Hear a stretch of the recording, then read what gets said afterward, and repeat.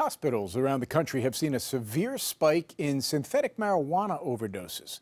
The American Association of Poison Control Centers says more than 1,900 calls related to synthetic pot have been made since the start of the year. That is 4 times more than there were at this point last year.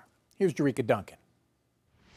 Synthetic marijuana goes by many names: spice, K2, head trip, fake weed. It's a plant material coated with THC, the active chemical compound in marijuana. But unlike pure marijuana, the man-made version is much more potent and can be deadly. This week in Louisiana, 1 person died from synthetic marijuana. Earlier this month in Mississippi, 2 brothers, Joey and Jeremy Stallings, were in medically induced comas after their mother said they smoked spice. Bruce Ruck is with the New Jersey Poison Center at Rutgers University. This stuff is no joke, and we're really afraid because the use of it is increasing. The Drug Enforcement Administration banned synthetic marijuana in 2011, but still people are finding it in places like tobacco shops and online.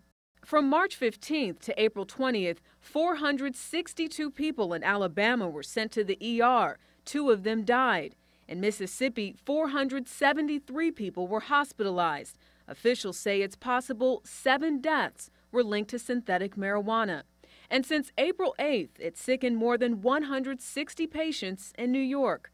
Mount Sinai doctor Ruben Almedo has treated several cases. People have presented with seizures, people have presented with stroke-like symptoms or heart attack-like symptoms. In January, specialist Kendrick Vernell Sneed was found dead at his home in Texas. His death triggered a brief Ebola scare because he had just returned from West Africa. But autopsy results found the 24-year-old died of synthetic marijuana intoxication. In Oklahoma City, police say this school bus driver was high on K2 when he hit more than 5 cars last week. Our warning is don't try any of this stuff. Even marijuana that you buy in the street, you do not know if it is laced with any of these synthetic products.